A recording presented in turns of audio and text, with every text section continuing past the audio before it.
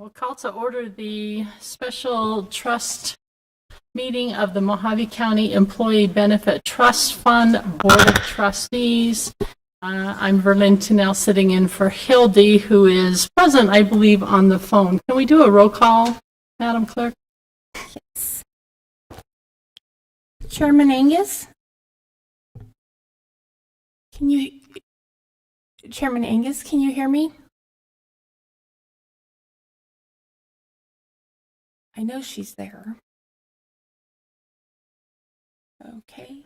County Manager Sam Elters? Present. No, is Luke morning? Okay. Sorry. Thank you. Member Dalton Barlow? Verlyn Tunnell? Present. Susie Perel Durancy? I guess Duranzo, sorry. And Joy Bancroft? Present. And Tingwei Chavez? Okay, thank you. Okay, so we do have a quorum. Our first action would be the call to the public. Do we have any public who would wish to address us today? None present. Next, we have discussion, consideration of, and possible action regarding the results of NAEBT feasibility study. And who do we have? Go ahead. Good morning, Madam Chair, trustees. Glad to be here today. So yeah, item number 1 here is located in your packet under tab 2.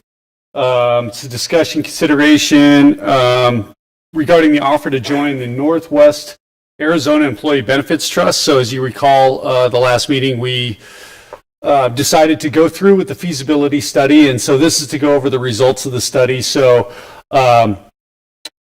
just a quick couple highlights is from the study, your claims are roughly about 20% higher than that of the NAEBT trust.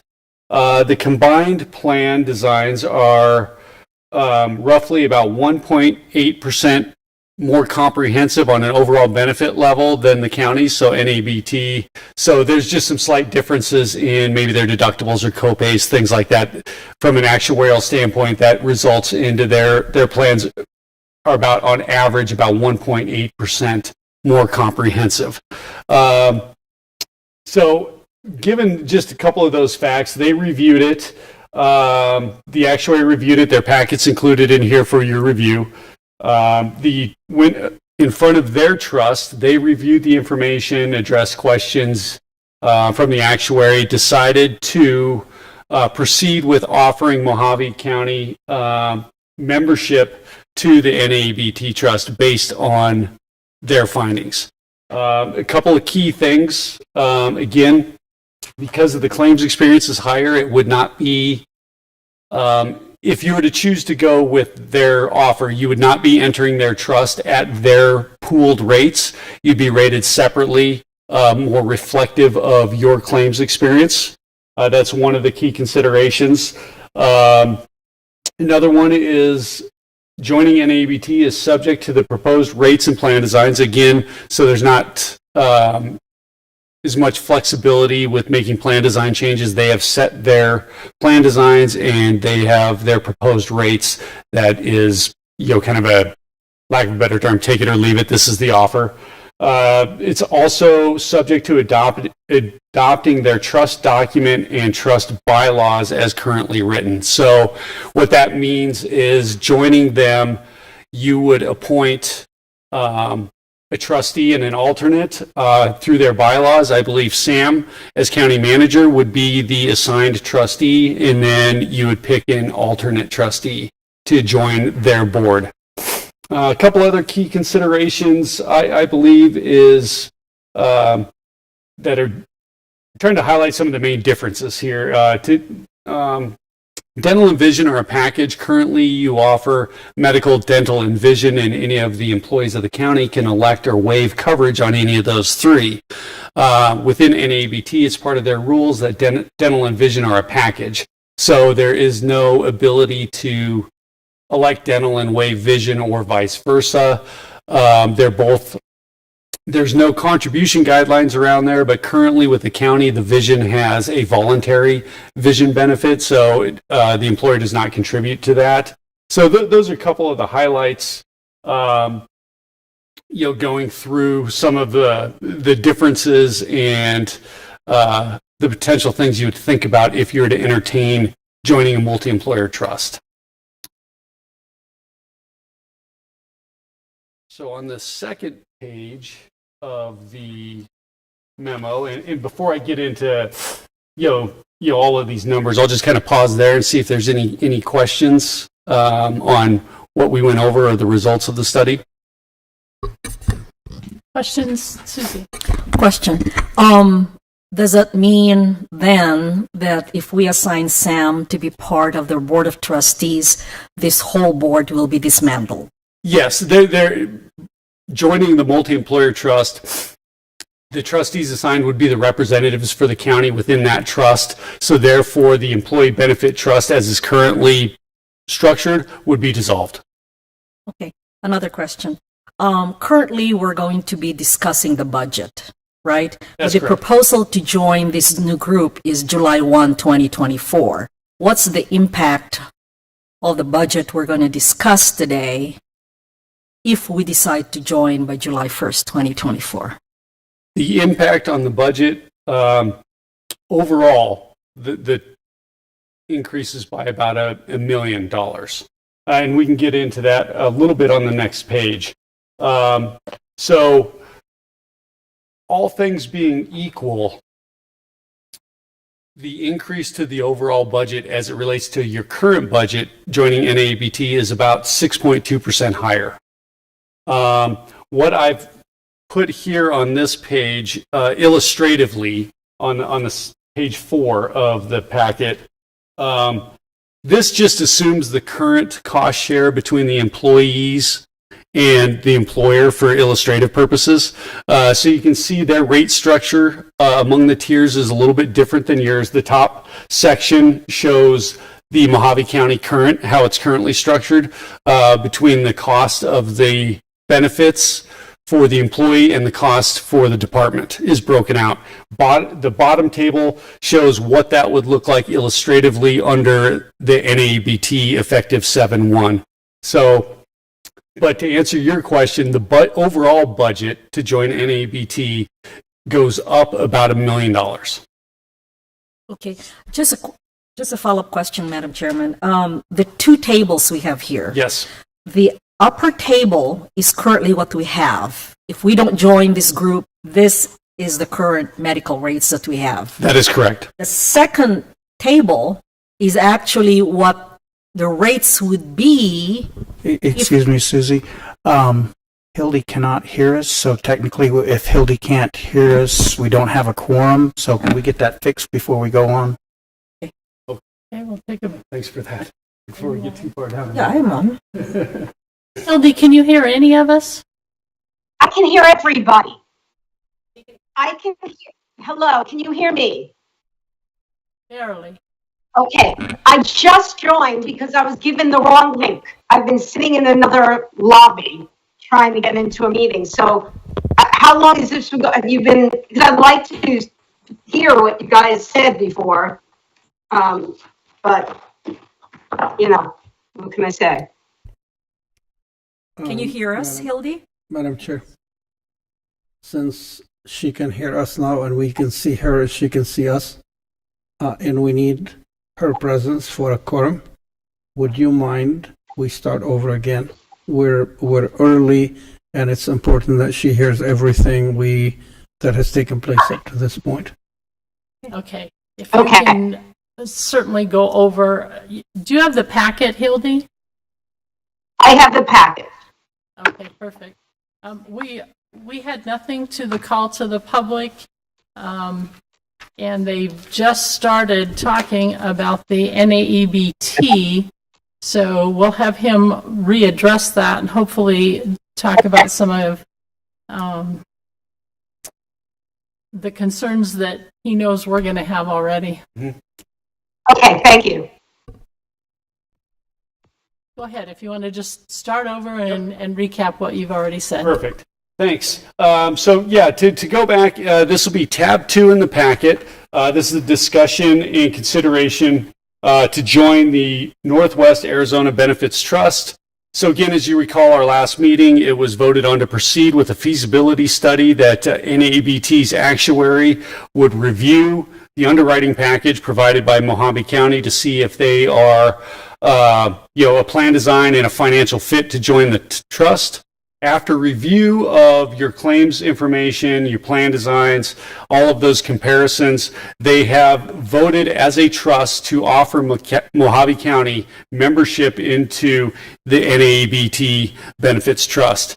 Now, to go over or highlight some of the key considerations from that study, and attached in the packet is the actuary study for your review, but to highlight some of the key considerations, overall, Mohave County's experience was roughly about 20% higher than that of NABT's experience. The plan designs within NABT are about 1.8% richer or more comprehensive in nature than the benefits offered through a county, and that's not a huge difference. That would just be some differences in the high deductible health plan deductibles, copays on the other plan. It all balances out to be about 1.8% difference. Some of the other key considerations, benefit flexibility, joining NABT, those are their plan designs that would be offered to you. So there's no flexibility to make changes on your own or deviate from those on your own. So you take those, it's kind of all for one, all for all, or one for, you know what I mean, to join the multi-employer trust. Dental and vision are a package. So in your current situation or your current offerings, an individual can waive coverage for medical, dental, or vision, or they can elect any one of those. In this case, dental and vision is a package. So if you elect dental, you automatically get vision. That's a little bit different than what you have. Vision is on a voluntary basis. So again, as we get into details, there are just certain things to consider, these differences when entertaining the notion of joining the NABT trust. Again, it's subject to the proposed rates and plan designs. The rates that they have proposed have been calibrated to your experience. So it's not the rates that the pool overall currently has. This helps them obviously mitigate risk in spreading a group at this time that would be 20% higher among their population. So they write you with that risk charge, hoping that within 3 years that your claims kind of converges with theirs on average, and then they would re-underwrite you every year to see where you stand. But as of now, the rates are set based on your experience. It's subject to adopting the NABT trust document and trust bylaws. The main point there is joining the multi-employer trust, you would have 2 representatives, a trustee and an alternate. As county manager, through their bylaws, would be the trustee, and then an appointed alternate trustee, and to sit on their board and have kind of your seat at the table representing the Mohave County Trust. With that, your current employee benefit trust, as is currently structured, would be dissolved under that arrangement. And so I believe I've kind of got us to the point where we were, so I'll kind of pause there like last time and see if there are any questions based on this information before we get into maybe some of the more, the numbers as it relates to the current premiums. I think you did a great job of recapping, and I have a follow-up question to that. We're 20% higher than they are. Does that mean our rates are going to be 20% higher? And if so, is that where the 6.2% increase, or is that over and above? That's a great question. So there's 2 different set of rates. So the NABT rates, they have theirs. Yours would be about 20% higher than theirs, the funding rates. But as that compares to your current rates, is about 6% higher. Madam Chairman? Yes. I do have a question. You've addressed the issue that it will be 6.2 higher for our current budget. The question or the statement I made earlier is that we're actually going to discuss the budget for 7/1/24 if it will to remain with the county. But if we were to join the group, you're saying that that budget will probably increase by 6.2%. And in terms of dollars, how much is that? That equates to roughly just under $1 million. So my question is, what's the advantage of joining the group if the rates are going to increase for our employees in the county? And we can get into, as we get into the budget building, we'll see the differences. There's some budget potential shortfall to make up. So it's kind of apples and oranges right now. But yes, their rates are set. If you were to join them, it would go up by $1 million. Some of the benefits, joining them, there's pros and cons, obviously, in joining a multi-employer trust versus staying on your own. You give up a certain amount of autonomy. You're running your own benefits right now. You structure them the way you believe they should be delivered to your folks. You've spent years accumulating surplus. You manage that. So you give that up. Some of the benefits would be now you're part of a larger pool that could provide budget stability in the future once you get to a point where your rates are more calibrated. But it's hard to predict what could happen in the future. But those are some of the things that you may look at: budget stability, simplification. You're not now managing your own benefit program. You're kind of more in line with buying insurance. You have a seat at the table. You're participating in the pool, but it's simplified versus managing it. Now you're not as much of the risk taker as you would be. Again, you lose a little bit of benefit flexibility. You gain some joint purchasing power. So there could be other benefits. You might see a reduction in overall administrative costs. Reduction potentially in life insurance premiums as you get bigger. So some of those gain purchasing power, and some of those premiums could go down. So those are some of the benefits of joining a larger pool versus some of the things you have to consider giving up when joining a multi-employer pool. So basically, the budget you're going to be presenting today is based on the fact that we're joining the pool? No, not at all. Okay. It's completely independent. The budget we're going to go over today assumes that we're not factoring in joining NABT as part of the budget process. The budget process assumes that you are staying on your own. Yes. They're two separate exercises, yes. one to compare to one another, but the contemplating NABT into the budget that we're going to review later we're not contemplating that. Okay, thank you. Yep. Madam Chair. Go ahead, Sam. John, in looking at the key considerations, I just want to make sure we're all on the same page and the board understands. Joining NAEBT is subject to adopting the NAEBT trust document and trust bylaws as currently written. And you made it clear we would have one member and one alternate. That clearly says to me we will have one vote.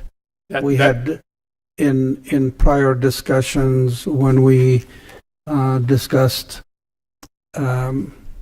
the representation and the concern of our independency and autonomy now, there was a discussion, well, maybe we can ask for two.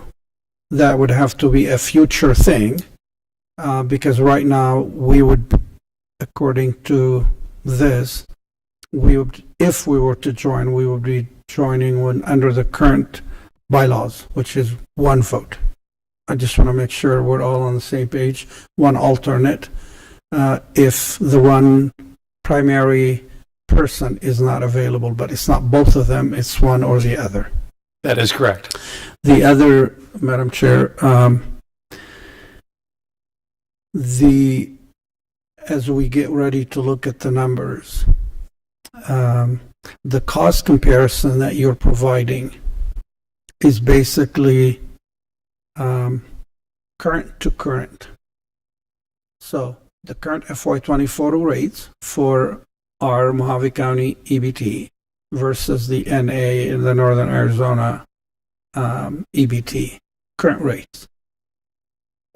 And I just want to make sure we're clear, because and I want to make sure that the $1 million you referenced is indeed in the proposed, because if we were to join effective July 1st of this year, we would be joining under the understanding that we have higher claim, therefore our premium is going to be higher, 6% higher. But have they already established or settled on the plan for next year that is going to be priced, that will be compared to what we're proposing? I'm not sure if I'm getting through, or if you understand my question. I believe I want to so. make sure we're comparing proposed to proposed, so we understand the overall impact. And as we get in the numbers, there are two buckets that I want to be looking at. Yep. And I identified already. One would be on the proposed to proposed, one would be impact to employees, and the other side would be the impact to the general fund. That is of concern as well.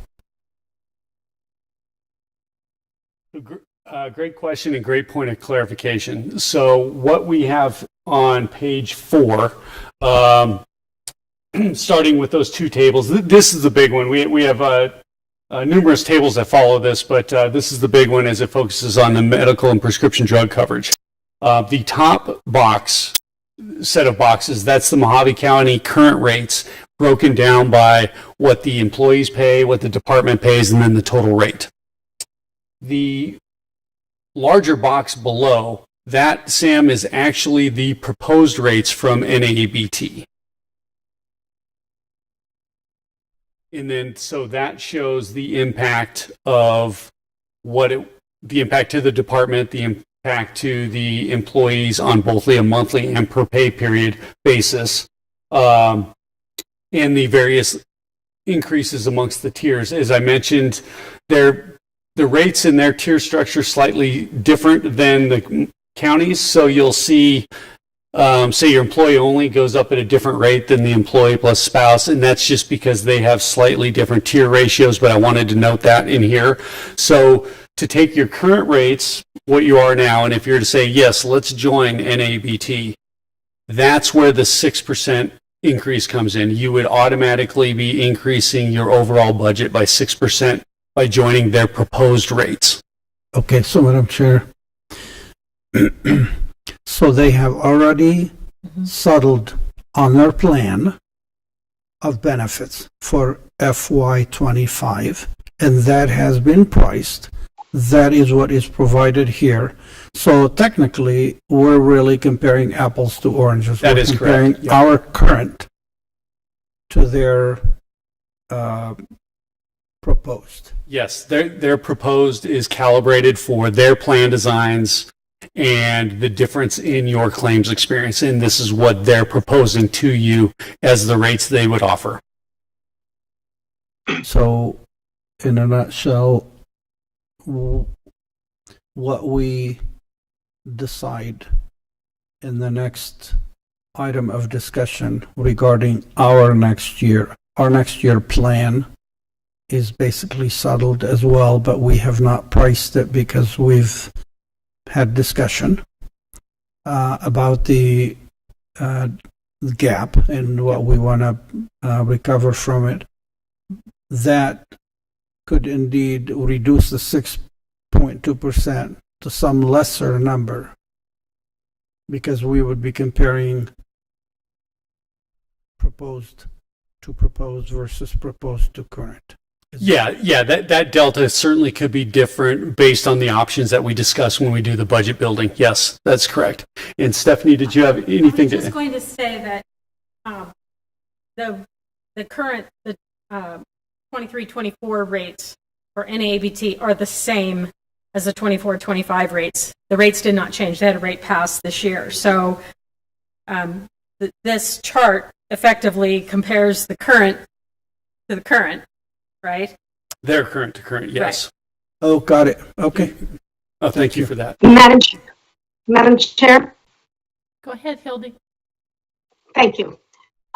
Okay, so we're seeing the numbers and what that would look like. So give me and this board 2 examples of why this would be good for us. What would we immediately get that would make this, give us a reason to do this?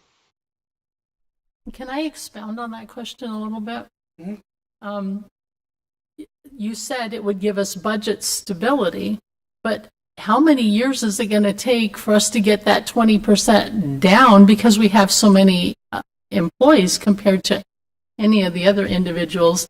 And also the joint purchasing power, what is it that they are offering that we don't offer our employees? Maybe you could wrap all that up into Hilda's answer. Those are great questions. And so the benefits, again, could be a little bit subjective on what you view.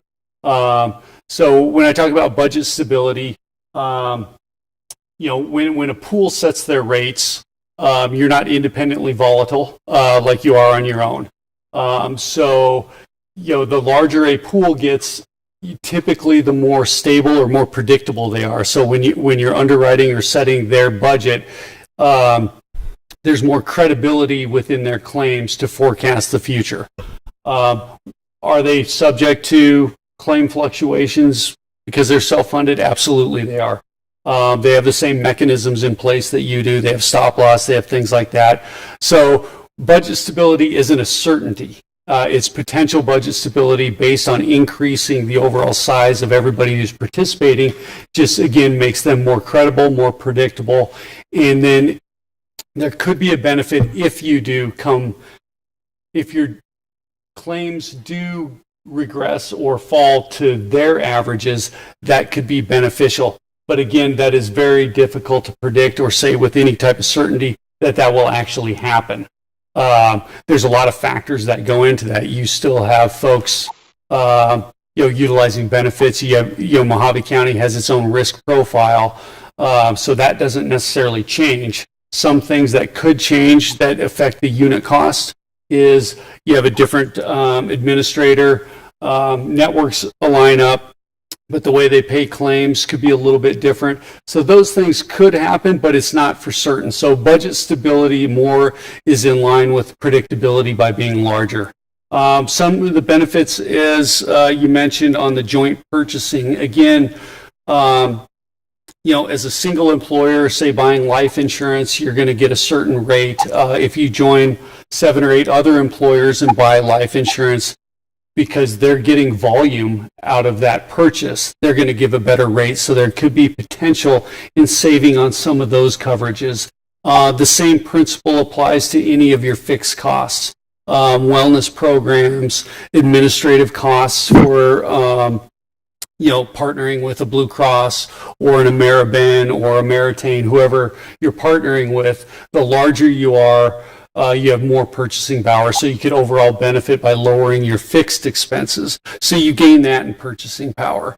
Those are some of the benefits. Again, some of the questionable things are, you're losing autonomy and benefit flexibility, and these are all the types of things you have to weigh out and think of what is important for you as a plan sponsor and as a county that delivers benefits to your folks, where you assign those values to make your decision. It's really tough to say something is just a true benefit unless you were getting a 10 or 15% decrease to your rates, but we know that that's not necessarily the case. So there's some of the other things that you need to look at to see if you find value in joining a multi-employer trust. Hildy, Madam Chair? did that answer your question, Hildy? Not really, but so would we still have with our HR department, our benefits department, would they still be involved as closely with our employees? Would they still be sort of the liaison so they can have somebody right there to help them, or is there going to be a whole other sort of bureaucracy? Absolutely. There would be no change in the relationship between HR and your employees, or the way that operates. This would be, joining the a multi-employer pool is more in line as if you were to just buy insurance from somebody versus self-funding. It does not change the way that you would conduct open enrollment, the way you communicate with your employees, the way you act on their behalf. None of that relationship changes. Okay. I'm not adverse to this, but I think it really needs to be fleshed out a lot more. And I guess technically, this is something that this board could do, but I believe that this must go in front of the Board of Supervisors. The other sort of glitch is that, we're having new people on the board next year. So I'm not sure if this is something we should be really seriously thinking about for next year. I think we should take the time this year and make sure everything is explored and things like that. I'm curious as to what the rest of the board thinks about that. Sam, did you have a comment?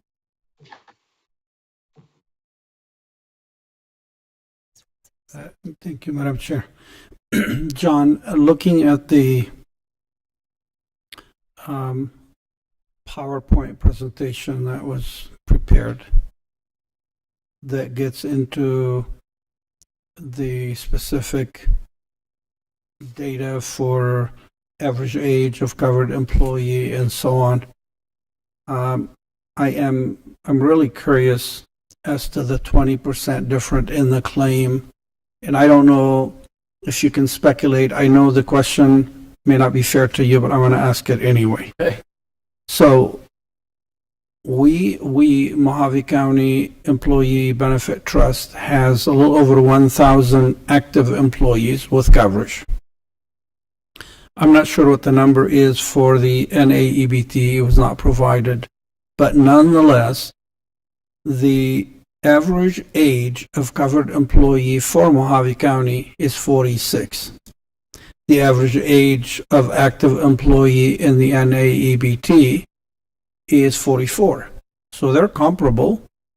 The 48% of our employees are male, and I honestly don't know what the significance of that is. Nonetheless, it's stated here. And for the trust, for the NAEBT, 55% of the employees are male. And the third category is the estimated members per employee. This is where you have coverage for family. It's 2.09 for the county, and it's 2.11 for the NAEBT. So across the board is pretty comparable. Mm-hmm. Again, I don't know the total number of active employees in their trust. So my question is, how does one, is it just an anomaly that we're 20% higher in claims than theirs? Was there any analysis done of that that would highlight or explain when you otherwise see comparable numbers, why would we be 20% higher than theirs, is my question.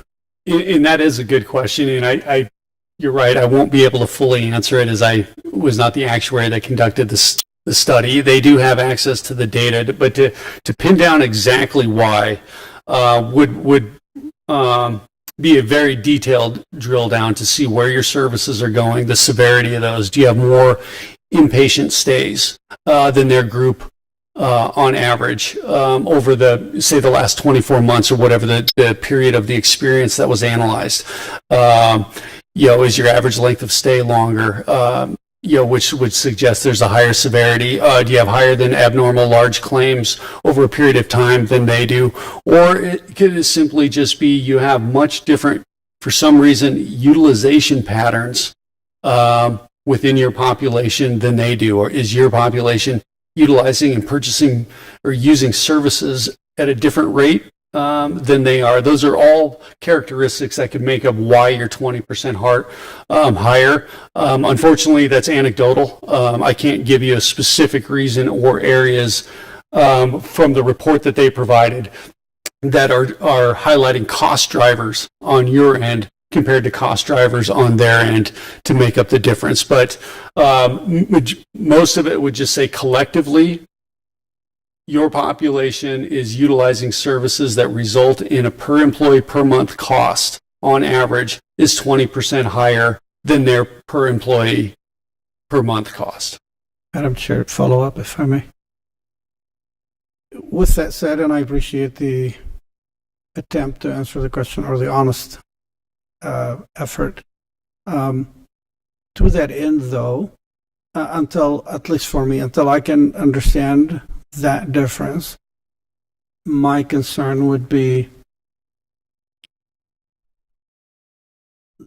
there would be no guarantee that we would converge onto their plan going forward if we're 20% higher and we don't know why. And what that would do is this higher cost, if indeed it is $1 million or about $1 million a year, we would continue on that trajectory. They're not going to pick up our risk and our cost. So if it's $1 million a year, you know where I'm going with this. Yes. If we dissolve, that would be a recurring cost. So if we dissolve this and join, yes, we would realize any fund balance that is not needed for the incurred but not. So, you know, we would have one-time money at hand, but we would be on a trajectory for re-incurring costs every year if that is not understood. So to Chairman Angus's point, you know, I think it's premature to be honest. The decision is this board can vote, but the board of supervisor is going to have the ultimate final vote.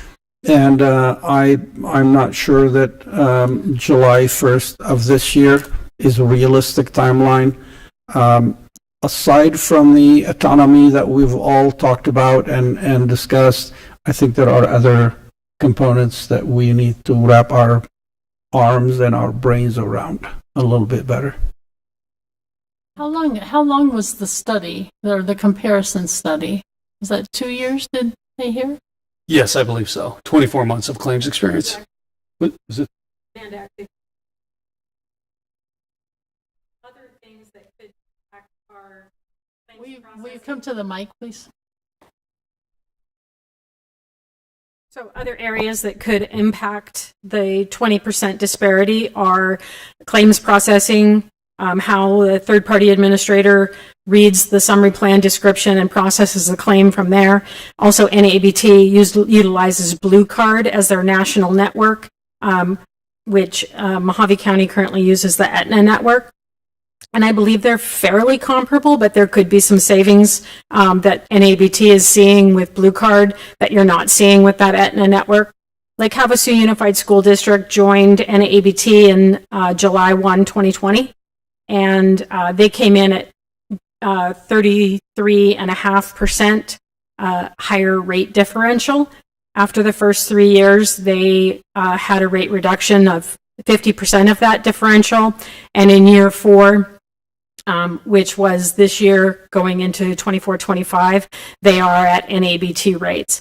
And a lot of it has to do with the things that John mentioned, and then just the claims processing and network part of it, and the pre-certification processes that the trust has in place. Some of this could probably, I hate to use this word again, but COVID could factor into some of this, because some of NAEBT's groups basically closed down, and probably continued to have medical care where the county kept going, and, you know, we didn't necessarily take advantage of the medical care that was available at the time.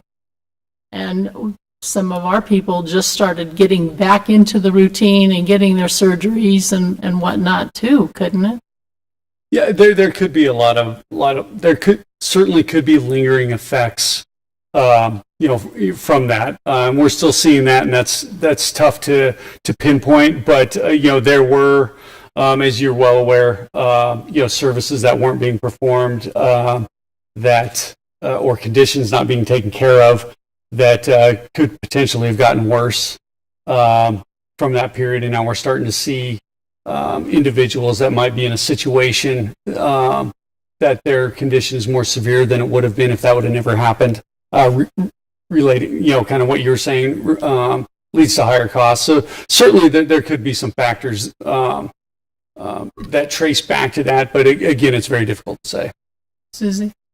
Madam Chairman, I think with Hildy's comment and Sam, there's still a lot of questions on the viability of joining the bigger group. I would also like to see the trust document that the group has, because basically we are giving our role and responsibility to the trust. And secondly, Sam is right and Hildy was right. We are a creation of the board of supervisor who is elected official, and obviously they need to be brought into discussion about this transfer if we get all the answers, because right now there's a lot of questions that we have on the joining. If we're only going to break even in 5th year in our rates, and we're not even sure that's going to happen, I'm not sure that's reasonable at this point. So I think it's too early for us to join the next fiscal year. But we can continue talking about.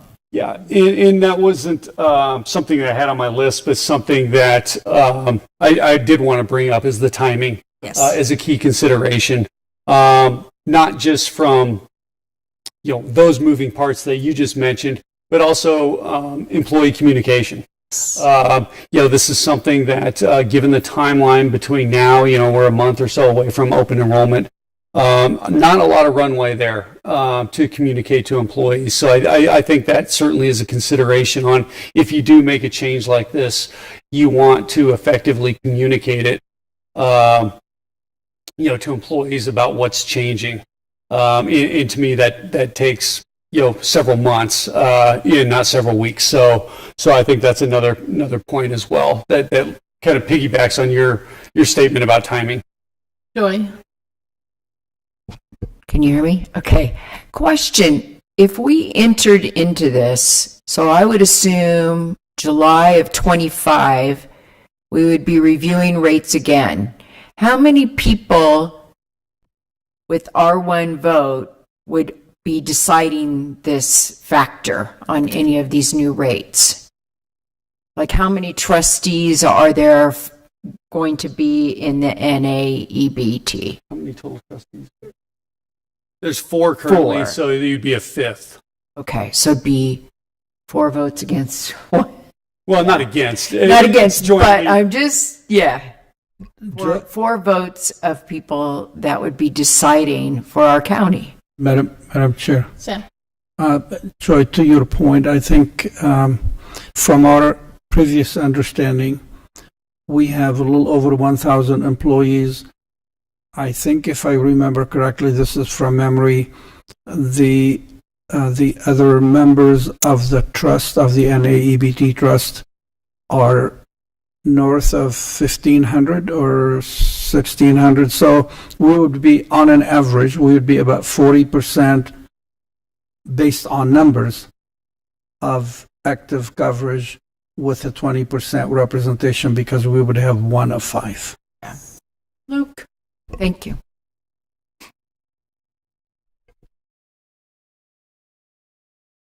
Thank you. I had a couple of questions and observations. John addressed one of them in part with his last comments about communicating with employees, but I was looking at page 20 of the prepared materials, and so this is a comparison of the plan providers for Mohave County's trust in EBT, and there are quite a few differences, it looks like. So I'm not sure as far as which providers are included in those networks. But that's a concern that this board has discussed, I believe, last year in pretty great detail about, what does that mean for the employees as far as do they lose their current physician, their current dentist, and have to go to somebody else for service. And so that's one consideration I wanted to point out. I also noticed that the Livongo provider that we currently use for MCEBT, there's nothing on the NAEBT side. I'm not sure if this is an apples to apples comparison or if that's covered in a different category there, but I think that's a pretty important piece of coverage for those employees affected with diabetes. And then the other consideration, just going back to the comparison of medical plan rates, just to provide a little bit more detail there. What we're considering with the next agenda item is a proposed rate increase to take about half of our current $900,000 delta and basically reduce that by half, splitting that $500,000 or so equally, more or less. The county will pick up slightly more than half of it via rate increases. But looking at the proposed rates from NAEBT, the total increase to the county, to the departments, is about $942,000, so just shy of $1 million. The general fund would probably pick up roughly 60% of that, I think, is where the split is. So call it $600,000 additional, but the employees also are seeing a pretty significant increase, with the exception of the EPO plan for the family rate. That's the only one that goes down. The rest of them see some pretty hefty increases. So I just wanted to raise those points and make sure that was also something that the board is considering. Thank you. Hildy, any other comments or questions? No, thank you. Anything else? Any other questions on this agenda item? I'll entertain a motion. I move not to approve joining NA of July 1 or Hello? Hello? sorry. Madam Chair? Yeah. Wait, My mic was not on. So that's okay. So is there a motion? yes, I'd like to make a motion, Hildy. My motion is not to approve joining NAEBT at the proposed rates and plan design as of July 1, 2024. And we would like to continue the discussion and questions and answers, and also to provide us with a copy of the bylaw trust of the NAEBT. Okay, I'll second that. I'll second. I have a motion and second to not approve going through with this at this time. Any comments or questions? Call for the vote. All in favor? Aye. Aye. I Any opposed? Unanimous. Thank you, John, for all that information.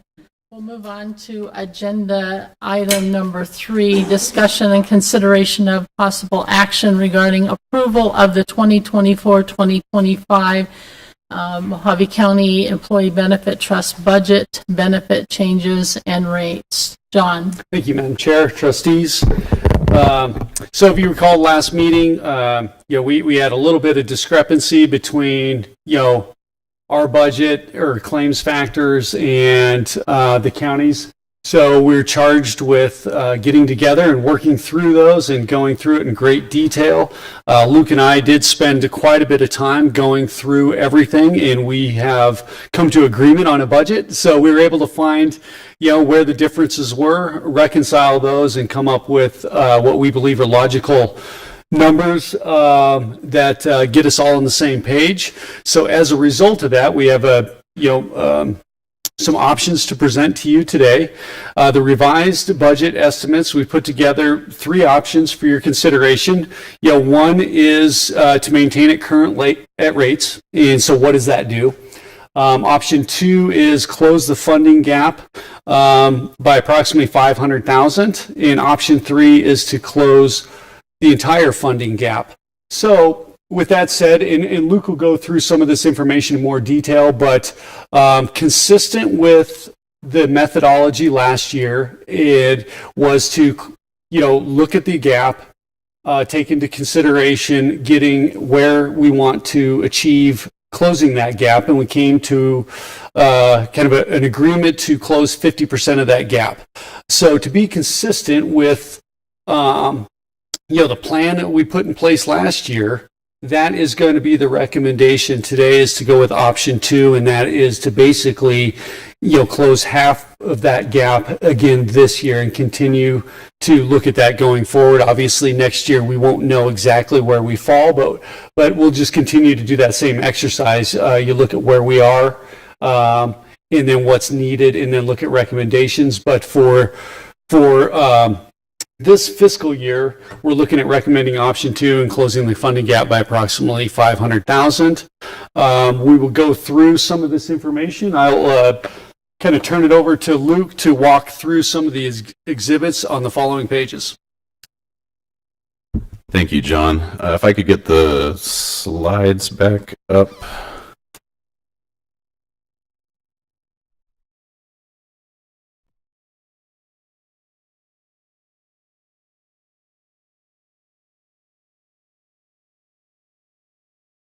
So the first couple slides in here, none of the information has changed here. This was all the financial information as of the end of calendar 23. Before I move through those, I just want to ask if any of the board members have questions on these numbers. Hildy, any questions from you? Not at this time, thanks. Okay, go ahead, Luke. No other questions, right? Thank you. Okay, so here is our budget that we put together, and we had to split this up into a couple pages since we have additional columns representing the 3 different options. But if we move through here, this shows our 3 different options. And so, as John stated, the recommended option, to be consistent with the approach that the board took last year, is to close roughly a little bit more than half of that projected deficit. And so you can see in the line for medical contributions, our current rates garner about $15.3 million in contributions, and that's including the employee contributions as well as the county contributions. And then option 2 is about $15.8 million, and then option 3 to close the entire deficit would be about $16.3 million. That's the only line that changed in this budget. And so when you bring that through down to the bottom line, you can see that, no change. We have about a $920,000 deficit. If we close roughly $500,000, we're left with $400,000 deficit.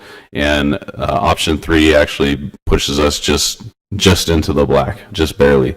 And so our ending cash balance with the recommended option 2 is still about $800,000 higher than what the actuary is recommending as a minimum reserve balance. And so we feel that being consistent with the approach that was taken last year, and some of the factors that went into that was considering a smaller rate increase, even if you have smaller increases over a number of years, is easier for the employees as well as the county to handle and to adjust to, rather than taking no action and putting the trust in a position where maybe there isn't enough cushion above the actuary's reserve.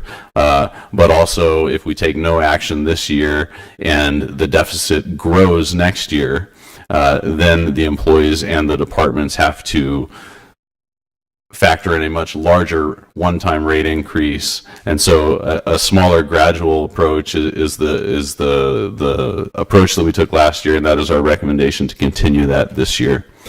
The final slide is, so on top in the red, that is taking no action, leaving rates the same. The middle option with the green bar across the top of that is where we are recommending that the board vote.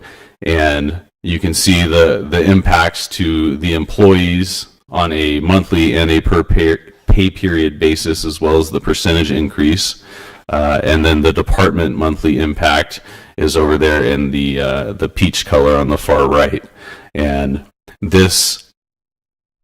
all three of these options were predicated on making sure that on a dollar basis, the increase that the employees were paying in total would be slightly less than the dollar amount increase that the county would be picking up, because obviously, given the economic environment, a rate increase isn't great news, but we want to share that pain equally and make sure that the county's picking up a little bit more of that than what the employees are having to deal with. And so I'd be happy to answer any questions, or if need be, I'm sure John can address some of these as well. Susie? Can I ask a question, Luke, on the budget?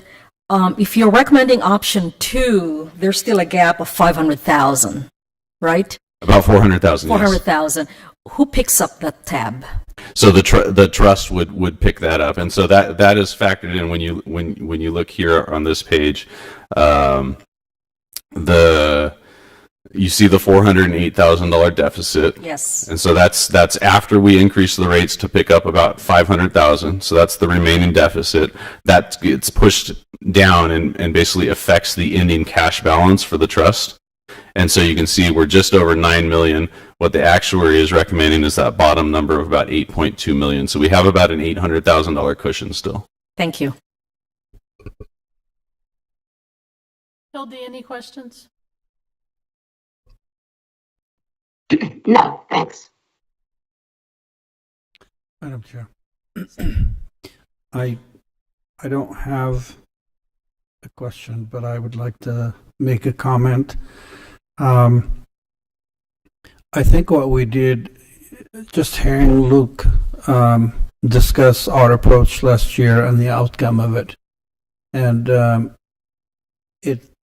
we made a conscientious decision last year to close the gap, to be responsible, but understanding the uncertainty that and the projections that went into the creating that gap were not firm. We took a risk and we closed half the gap. We find ourselves this year in a similar position. The gap this year is smaller than the one we were dealing with last year. I think in part and because of things that we have no control over, but in part because of what we did last year. With that said, I am comfortable with the approach and the principle, and if it produces the same result next year, that would be a good thing. The fact that the trust continues to be healthy, and if the world is perfect and we produces these numbers exactly, we would still have nearly 1 million, more like 800,000 above what the actuarial recommendation is.